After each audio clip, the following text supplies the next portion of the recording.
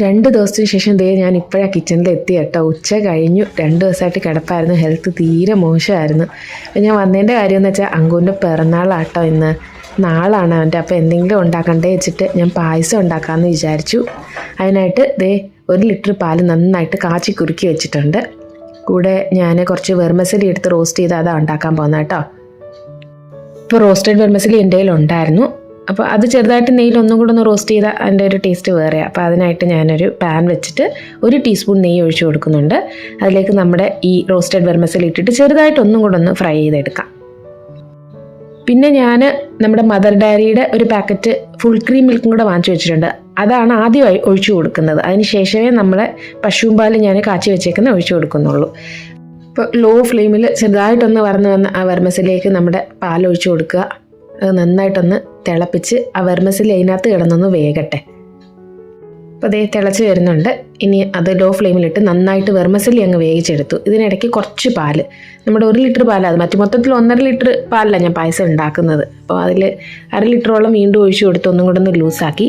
ഇതിലേക്ക് ഞാൻ പഞ്ചസാര ചേർക്കുന്നില്ല, പകരം കണ്ടൻസ്ഡ് മിൽക്കാണ്. അതിനായിട്ട് ഞാൻ ഒരു ടിൻ മിൽക്ക് മെയ്ഡ് പൊട്ടിച്ച് വെച്ചിട്ടുണ്ട്.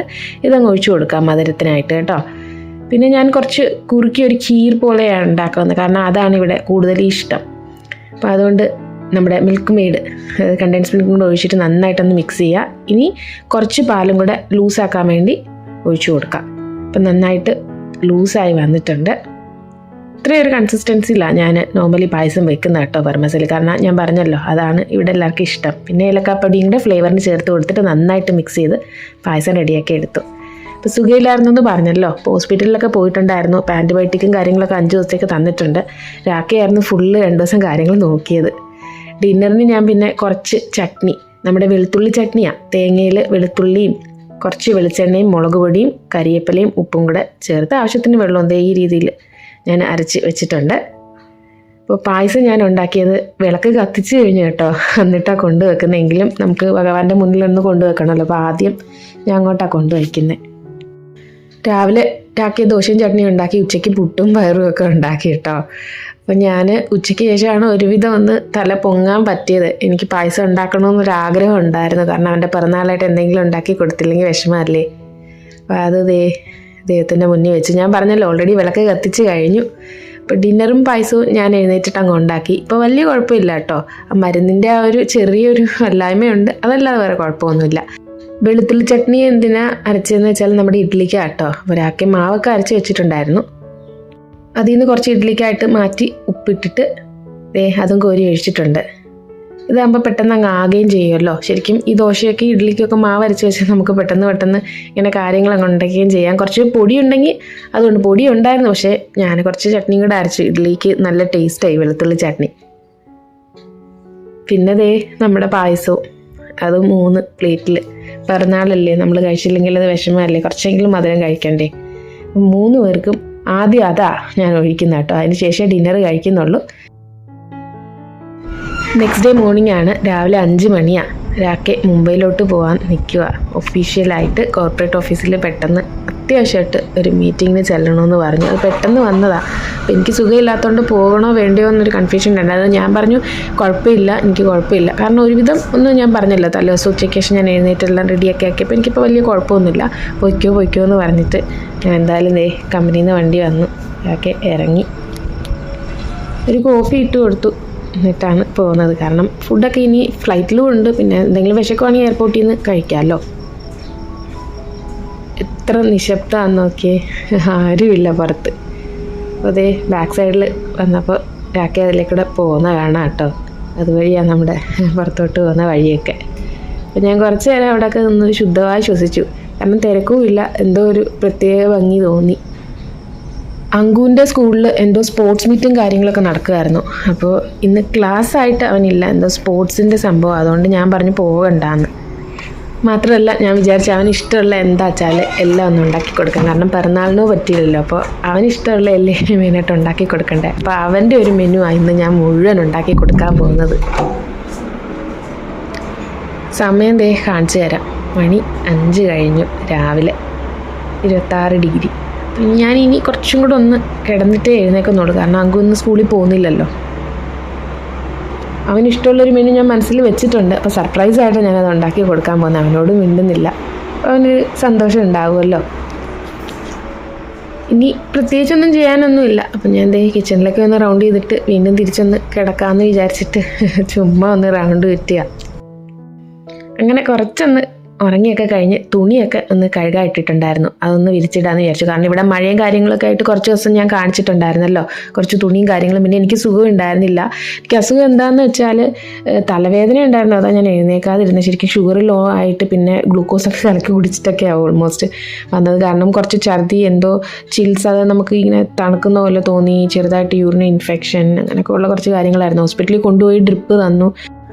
അതായത് മെയിൻലി എനിക്ക് പെയിൻ ഉണ്ടായിരുന്നു. അപ്പോൾ പെയിൻ കില്ലറും ആൻറ്റിബയോട്ടിക്കും തന്നു. 5 ദിവസത്തെ കോഴ്സും തന്നു. അപ്പോൾ അഡ്മിറ്റ് ആവാൻ പറഞ്ഞു അവർ. പക്ഷേ ഞങ്ങൾ കിടക്കാൻ പോയില്ല. കാരണം അത്രയ്ക്ക് വലിയൊന്നും തോന്നിയില്ല എനിക്ക്.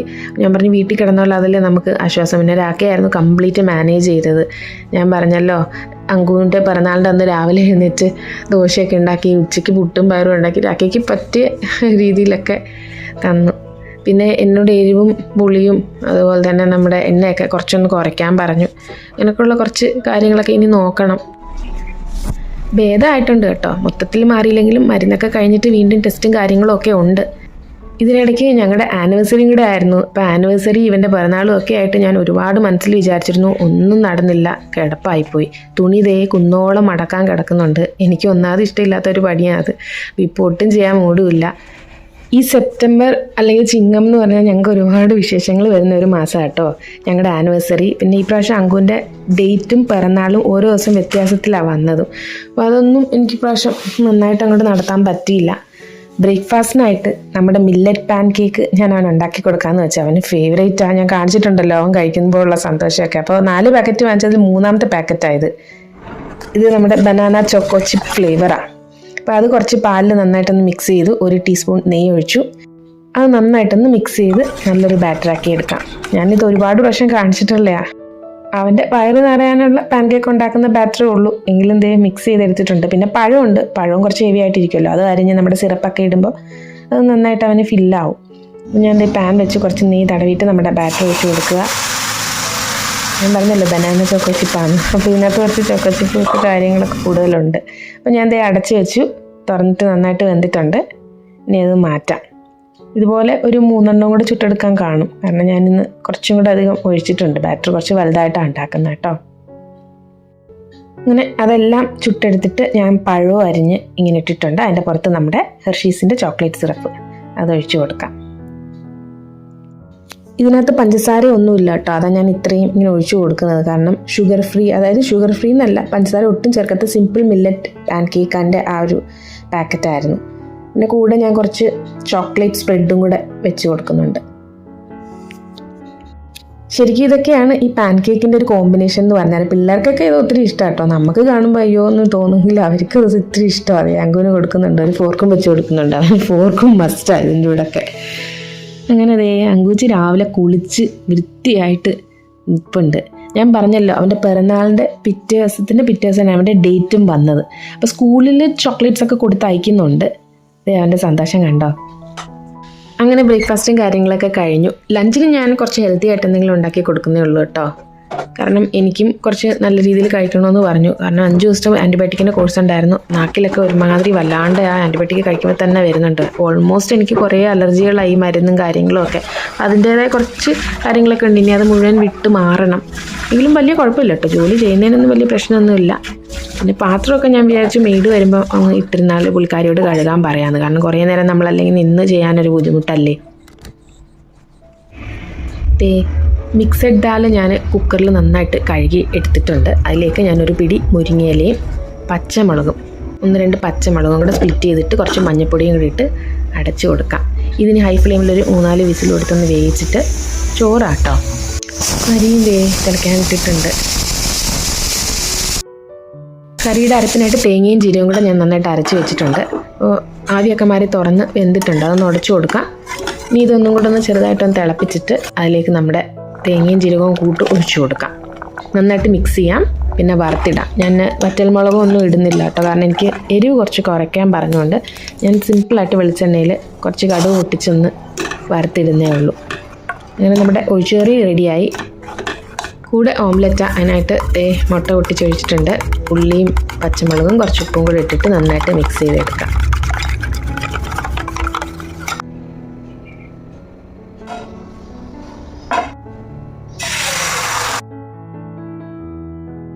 സിമ്പിളായിട്ടൊരു ലഞ്ച് അങ്ങ് റെഡിയാക്കി എടുത്തു. ഒരാൾക്കേ ഇല്ലല്ലോ, അപ്പോൾ ഞങ്ങൾ രണ്ടുപേരല്ലേ ഉള്ളൂ.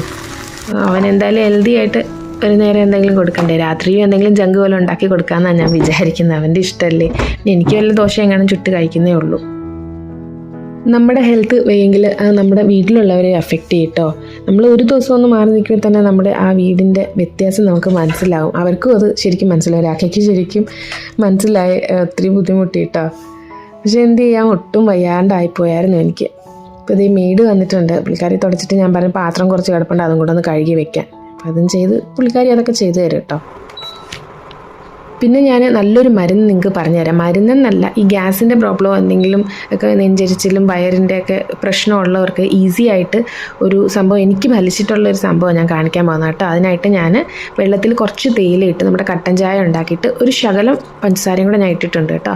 അത് ഒരുവിധം നല്ലതായിട്ടൊന്ന് ലൈറ്റായിട്ട് തിളപ്പിച്ചതിന് ശേഷം ഓഫ് ചെയ്തിട്ട് അരമുറി നാരങ്ങ പിഴിഞ്ഞ് അരിച്ച് ഒരു ഗ്ലാസ്സിലോട്ട് ഒഴിക്കാം. നമ്മുടെ ലെമൺ ടീയാണ്. ഇതിനകത്ത് പഞ്ചസാര വേണ്ടാന്നുണ്ടെങ്കിൽ അത് അവർക്ക് അവോയ്ഡ് ചെയ്യാം കേട്ടോ. അതെല്ലാം മധുരം വേണമെന്നുണ്ടെങ്കിൽ നമ്മുടെ തേനായാലും ചേർക്കാം. ഞാനൊരു കുറച്ച് പഞ്ചസാര ചേർത്തു. എനിക്ക് പഞ്ചസാരയൊക്കെ നന്നായിട്ട് കഴിച്ചോളാൻ പറഞ്ഞുകൊണ്ട്, ഡോക്ടർ പറഞ്ഞുകൊണ്ട് ഞാനത് കുറച്ച് പഞ്ചസാര ചേർത്തിട്ടാണ് കഴിക്കുന്നത്. ഒരിക്കലും പഞ്ചസാര നമ്മൾ വിഷമാണെന്ന് വിചാരിക്കരുത്. കാരണം ആവശ്യത്തിന് അതില്ലെങ്കിലും നമുക്ക് ബോഡിയിൽ ഒത്തിരി പ്രശ്നങ്ങൾ വരുത്തും. നമ്മുടെ ലെമൺ ടീ റെഡി ആയിട്ടുണ്ട്. നമ്മുടെ വീട്ടിൽ തന്നെ ഉണ്ടാക്കാൻ പറ്റുന്ന ഒരു ബെസ്റ്റ് റെമഡിയാണ് ഈ ഗ്യാസിനും കാര്യങ്ങൾക്കൊക്കെ. ഒരു 1 വീക്ക് ഈ പാൽച്ചായയും പാൽക്കാപ്പിയും എന്നോട് അവോയ്ഡ് ചെയ്യാൻ പറഞ്ഞു കേട്ടോ. ഇപ്പൊ ഡിന്നർ ഇപ്പൊ വേണ്ടല്ലോ, ഉറപ്പാണല്ലോ. 8:30 ആയി. അങ്കു അങ്ങനെ ട്യൂഷനും കഴിഞ്ഞ് ബാഡ്മിൻ്റനൊക്കെ കഴിഞ്ഞ് തിരിച്ചു വന്നു. അപ്പോൾ ഡിന്നർ എന്തുവെന്ന് ഞാൻ പറഞ്ഞില്ലായിരുന്നു. അവൻ അടുക്കളയിലോട്ട് ചെന്നപ്പോഴാണ് കണ്ടത്. അതിന് മുന്നേ ഞാൻ ഡിന്നർ തരട്ടെ ഇപ്പോൾ വേണ്ടാന്ന് പറഞ്ഞു. ഡിന്നർ കണ്ടപ്പോൾ അവന് വേണമെന്നുണ്ട്. അപ്പോൾ ഡിന്നർ എന്താ ഞാൻ ഉണ്ടാക്കി വെച്ചിരുന്നതെന്ന് വെച്ചാൽ, നമ്മുടെ വെജിറ്റബിൾ സ്റ്റിക്സ് ഉണ്ടല്ലോ, ഇതൊക്കെ റെഡിമെയ്ഡായിട്ട് വാങ്ങിച്ചതാണ്. ചീസി പോട്ട്സും പിന്നെ നമ്മുടെ ഒരു കൊച്ചു ബർഗറും കൂടെ ഉണ്ടാക്കാമെന്ന് വെച്ചാൽ നമ്മുടെ ബർഗർ പാറ്റിയുണ്ട്. ഞാൻ ബർഗർ ഉണ്ടാക്കുന്നതൊക്കെ ഞാൻ നേരത്തെ ഒരു വ്ളോഗിൽ ഇട്ടിട്ടുണ്ടായിരുന്നു. അപ്പോൾ ഈസി ആയിട്ട് അതങ്ങ് ഉണ്ടാക്കി കൊടുക്കാമെന്ന് വെച്ചിട്ട് അതൊക്കെ കുറേശ്ശെ എടുത്ത് വെച്ചിട്ടുണ്ട്. ഞാൻ ഇതൊന്നും കഴിക്കുന്നില്ല കേട്ടോ, അവന് വേണ്ടി മാത്രം. അപ്പോൾ ഇതൊക്കെ നമുക്കങ്ങ് ഫ്രൈ ചെയ്തെടുക്കാം. അപ്പോൾ ഞാൻ ഒരു കടായിൽ കുറച്ച് എണ്ണ ഒഴിച്ചിട്ട് ഓരോന്നോരോന്നായിട്ട് ഇങ്ങനെ ഫ്രൈ ചെയ്തെടുക്കുക കേട്ടോ. ഞാൻ പറഞ്ഞല്ലോ, അവൻ വന്നപ്പോൾ ഞാൻ ചോദിച്ചു മോനെ ഡിന്നർ കഴിക്കുന്നതെന്ന് ഞാൻ വെറുതെ ചോദിച്ചതാണ് വാമപ്പ് ചെയ്യുന്ന സമയത്തിന്. അപ്പോൾ അവൻ പറഞ്ഞു ഇപ്പോൾ വേണ്ട അമ്മാന്ന്. അപ്പം മണം കണ്ട് അവൻ അകത്തോട്ട് കയറിയപ്പോഴാണ് സംഭവം ഇതാണെന്ന് മനസ്സിലായി. അപ്പോൾ പിന്നെ വേണമെന്നും പറയാൻ പറ്റത്തില്ല, അവൻ ആകെ പെട്ടുപോയി കേട്ടോ. അപ്പോൾ നമ്മുടെ വെജിറ്റബിൾ സ്റ്റിക്സ് ആദ്യം ഞാനൊന്ന് ഫ്രൈ ചെയ്ത് മാറ്റി. എയർ ഫ്രയറിലല്ല, നോർമലായിട്ട് ഇങ്ങനെ തന്നെ ചെയ്ത് മാറ്റി കേട്ടോ. പിള്ളേർക്ക് ഇങ്ങനെയൊക്കെ ഇടയ്ക്ക് നിന്ന് കൊടുക്കാവേ. നമ്മൾ ഒരുപാട് ഭക്ഷണം അങ്ങനെ പിടിക്കുകയും ചെയ്യരുത്. ഇതെല്ലാം പിള്ളേർ കഴിച്ച് വളരണം, എന്നാലേ അവരുടെ ഗട്ട് ഹെൽത്തൊക്കെ വരത്തുള്ളൂ. പിന്നെ നമ്മുടെ ചീസി പോപ്സും അവനിത് ഒത്തിരി ഇഷ്ടമാണ് കേട്ടോ. നമ്മൾ ഈ ഓരോ കടകളിലൊക്കെ ചെല്ലുമ്പോൾ ചീസ് ബോൾസ് എന്നൊക്കെ പറഞ്ഞ് തരുന്ന സംഭവങ്ങളാണ്. ഇതൊക്കെ ഇപ്പോൾ റെഡിമെയ്ഡായിട്ട് നമുക്ക് കിട്ടും. അത് വാങ്ങിച്ച് ഫ്രീസറിൽ കൊണ്ട് വെച്ചിട്ട് ഇങ്ങനെ ഇടയ്ക്കിടയ്ക്ക് അവർക്ക് ഫ്രൈ ചെയ്ത് കൊടുക്കാൻ പറ്റുന്നതേ ഉള്ളൂ. ഇത് റെഡി ആയിട്ടുണ്ട്. ഇനി ബർഗർ ഉണ്ടാക്കുന്നതെന്ന് പറഞ്ഞല്ലോ, അതിനായിട്ട് ഞാൻ ഒരു ബർഗർ ചെറുതായിട്ട് ആ ബ്രെഡ് ഉണ്ടല്ലോ, ബർഗർ ബൺ, അതൊന്ന് നെയ്യ് ഒഴിച്ചിട്ട് ചെറുതായിട്ടൊന്ന് ചൂടാക്കി എടുക്കാം. ഒരുപാടങ്ങ് ഫ്രൈ ഒന്നും ആക്കുന്നില്ല, ആ ബ്രെഡിൻ്റെ ആ ഒരു കുത്തങ്ങ് മാറാനാണ്. എന്നിട്ടിനകത്ത് നമുക്ക് സ്റ്റഫിംഗ് ആയിട്ട് ആദ്യം മയണൈസ് തേച്ച് കൊടുക്കാം. ഞാൻ പറഞ്ഞില്ല, വെജിറ്റബിൾ മയണൈസേ ഞാൻ എപ്പോഴും വാങ്ങാറുള്ളൂ. പിന്നെ പിസ്സ പാസ്ത സോസ് ഉണ്ട്, അത് ചെറുതായിട്ടൊന്ന് മിക്സ് ചെയ്ത് കൊടുക്കാം. പിന്നെ കുറച്ച് ചില്ലി ഫ്ലേക്സും, സിമ്പിൾ ചീസ് ബർഗറാട്ടോ, ചില്ലി ഫ്ലേക്സും ഇട്ടിട്ട് പിന്നെന്താ അതിനകത്ത് നമ്മുടെ പാറ്റി വെച്ച് കൊടുക്കാം. അപ്പോൾ പാറ്റി നമ്മുടെ കടായിലേക്ക് അല്ലെങ്കിൽ ഒരു തവയിലോട്ട് ഒന്നും കൂടെ വെച്ചിട്ട് അതിൻ്റെ മുകളിൽ ചീസ് വെച്ച് ഒന്ന് ഉരുക്കിയെടുക്കണം കേട്ടോ. അപ്പോൾ കഴിക്കാൻ ഒരു ചൂട്, ഒരു ടേസ്റ്റ് കാണും കുറച്ചും കൂടെ. തണുപ്പോടുകൂടി നമ്മൾ ഫ്രിഡ്ജിൽ നിന്ന് എടുക്കുന്നില്ലേ ചീസ്, എന്നിട്ട് ഈ പാറ്റി വിത്ത് ചീസ് അതിനകത്തോട്ട് വെച്ച് അടച്ച് റെഡിയാക്കി കൊടുത്തു. അപ്പോൾ ഇതായിരുന്നു അവൻ്റെ ഡിന്നർ ഞാൻ റെഡിയാക്കി വെച്ചത്. എനിക്കായിട്ട് എന്താ വെച്ചാൽ ഞാൻ കുറച്ച് എരിവ് കുറച്ചിട്ട് വെള്ളച്ചട്നി ഉണ്ടാക്കി. ദോശയുടെ മാവ് ഉണ്ടായിരുന്നു, ഞാൻ ഇഡ്ഡലിയൊക്കെ ഉണ്ടാക്കി എൻ്റെ മാവ് രാക്കി കുറേ മാവ് അരച്ച് വെച്ചിട്ടുണ്ടായിരുന്നു പാവട്ടോ. അപ്പോൾ അത് 2-3 എനിക്കായിട്ട് ചുട്ടെടുക്കുന്നുണ്ട്. ഇതൊക്കെ ആകുമ്പോൾ വയറിന് നമുക്ക് ലൈറ്റായിട്ട് ഫീൽ ചെയ്യുമല്ലോ. ശരിക്കും എനിക്ക് വലിയ വിശപ്പില്ല, പക്ഷേ നന്നായിട്ട് ഫുഡ് കഴിച്ചില്ലെങ്കിൽ നമുക്ക് തന്നെ പണി കിട്ടും. വന്നത് രാക്കയും പോയി, രാക്കയെ പിറ്റേ ദിവസമെങ്കിൽ വരും കേട്ടോ. ഒരു ദിവസത്തേക്കാണ് പോയത്, അത്യാവശ്യം വേണ്ട പോയില്ലെങ്കിൽ ഏതെങ്കിലും കാരണത്തിൽ ഒഴിവാക്കാൻ പറ്റുമെങ്കിൽ ഒഴിവാക്കിയെന്നെ. പിന്നെ കുറച്ച് പൊടിയും കൂടെ, എണ്ണ കുഴയ്ക്കുന്നില്ല, ചട്നിയിലോട്ട് ഇട്ടിട്ട് ഡിന്നർ റെഡി. നെക്സ്റ്റ് ഡേ മോർണിംഗാണ്. അപ്പോൾ അങ്കുവിന് സ്കൂളിൽ ഞാൻ ചോക്ലേറ്റ്സും ഗിഫ്റ്റായിട്ട് പെന്നൊക്കെ കൊടുത്തു വിടുന്നുണ്ട് അവൻ്റെ ഫ്രണ്ട്സിനായിട്ട്. സംഭവം എന്ന് വെച്ചാൽ ഞാൻ പറഞ്ഞില്ല, അവൻ്റെ ഡേറ്റ് ആണ് ഇന്ന്. അപ്പം നാളെ ഒരു ദിവസം കഴിഞ്ഞിട്ടായിരുന്നു ഡേറ്റ്. അപ്പോൾ കളർ ഡ്രസ്സൊക്കെ ഇട്ട് സ്വീറ്റ്സും ഗിഫ്റ്റും ഒക്കെ ആയിട്ടാണ് ഇന്ന് സ്കൂളിൽ പോകുന്നത്. ഞാൻ പൈസ കൊടുത്തു വിട്ടിട്ടുണ്ട്. അവൻ്റെ കുറച്ച് ഫ്രണ്ട്സിനൊക്കെ പാർട്ടി നടത്തണമെന്ന് പറഞ്ഞപ്പോൾ കഫറ്റേരിയയിൽ നിന്ന് അവനും കഴിക്കാമല്ലോ വെച്ചിട്ട് ഞാൻ പൈസ കൊടുത്തു വിടുന്നുള്ളൂ. രാവിലെ വേറെ ഭക്ഷണമൊന്നും ഉണ്ടാക്കിയില്ല. അവൻ ചെറുതായിട്ട് ചോക്കോസ് ഇട്ട് പാല് കൊടുത്തു, അത് മാത്രം കുടിച്ചുകൊണ്ടാണ് പോകുന്നത്. ഒത്തിരി ഹാപ്പി ആയിട്ടാണ് പോകുന്നത്. അപ്പോൾ ഇന്ന് എന്തായാലും സൂര്യൻ നന്നായിട്ട് തെളിഞ്ഞ് നിൽപ്പുണ്ട്. നല്ലൊരു കാലാവസ്ഥ ആവട്ടെ എന്ന് ഞാനും വിചാരിക്കുക. അവൻ പോകുന്ന കാണുമ്പോൾ എനിക്കും ഒരു സന്തോഷമുണ്ട്. അവൻ്റെ സന്തോഷം ഇതൊക്കെയാണ്. രാഖി അപ്പോൾ സ്വീറ്റ്സും പെന്നും ഒക്കെ നേരത്തെ വാങ്ങി വെച്ചിട്ടാണ് പോയത്. പിന്നെ അങ്ങ് കൊടുത്തു വിട്ടു അതൊക്കെ. ഇതുപോലത്തെ 3 പെട്ടിയ സ്കൂളിൽ, പിന്നെ ഒരു പെട്ടി ട്യൂഷൻ ക്ലാസ്സിൽ അവൻ്റെ ബാഡ്മിൻ്റൺ ക്ലാസ്സിനൊക്കെ കൊടുക്കാൻ വെച്ചു. മറ്റൊരു നല്ല വീഡിയോ ആയിട്ട് കാണുന്നത് വരെ എല്ലാവർക്കും thank you so much. Bye bye.